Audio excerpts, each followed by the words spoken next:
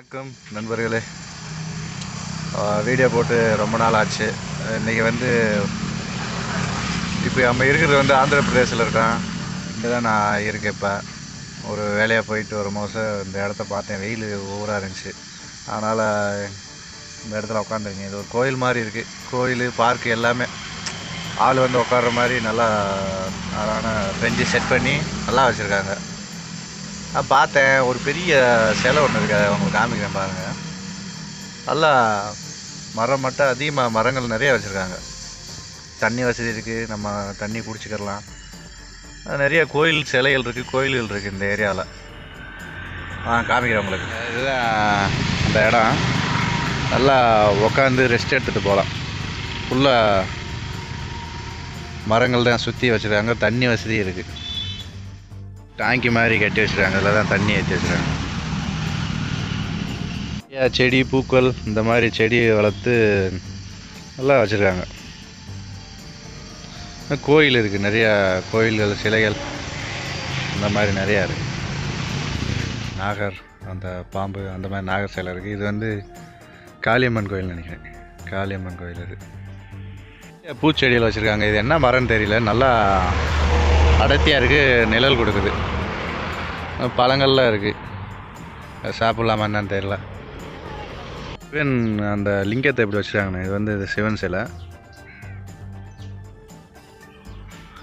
பூரா லிங்கம் வரிசையாக வச்சுருக்காங்க. நிறைய லிங்கம் சுற்றி வச்சுருக்காங்க பாருங்கள். இதே 108 லிங்கமாக அது என்னமோ சொல்லுவாங்களே அந்த மாதிரியான்னு நினைக்கிறேன். மேலே ஒரு பெரிய சிலை இருக்குது. சிவன் சிலை. நல்லா அமைதியாக இருக்குது இந்த இடம். இது ஒரு கிருஷ்ணர் பாம்பு மேலே கிருஷ்ணர் இருக்கார் பாருங்கள். தண்ணி இல்லை போலுங்க. காமிக்கிறேன் பாருங்கள். எவ்வளோ பெரிய சிலை, அனுமார் சிலைன்னு பாருங்கள். ரொம்ப உயரமாக இருக்குது. எப்படி 100 அடி இருக்குமா? இவ்வளோ பெருசாக இருக்குது பாருங்கள். எவ்வளோ பெருசு சிலை. பார்க்கலாம் அப்படி தெரியுது. ரொம்ப பெருசு தெரியுது பாருங்கள். அது எவ்வளோ உயரமாக இருக்குண்ணா அனுமார். எனக்கு தெரிஞ்சு 100 அடிக்கு மேலே 100 அடி இருக்குமா? அது 100 அடி இருந்தாலும் இருக்கும். ரொம்ப பெருசு. இடமே கோயில் அப்படின்னு வச்சுக்கிறலாம். ரெண்டாவது உட்காந்து ஓய்வு எடுத்துகிட்டு போகலாம். பக்கத்தில் மெயின் ரோடு இருக்குது.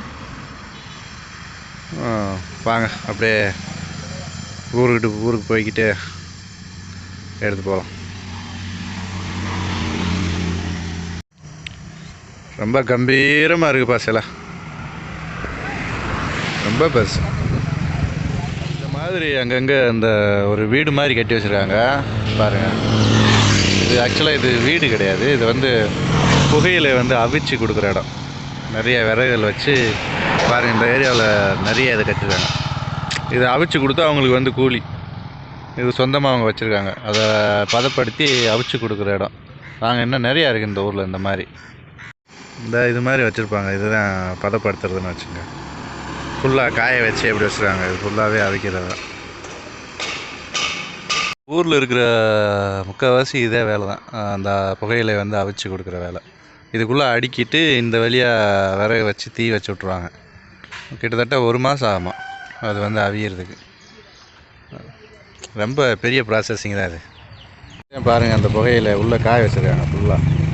ஃபஸ்ட்டு இப்படி காய வச்சு பிரித்து அப்புறம் உள்ளே வச்சு அவிப்பாங்க. வெளியே வீடு சேர்ந்தாச்சு. பக்கத்தில் இந்த ஜூஸ் கடைக்கார தம்பியை பார்த்தேன். நல்லா ஜூஸ் குடித்தாச்சு. வாங்க வீட்டுக்கு போவோம் வண்டி எடுத்துக்க.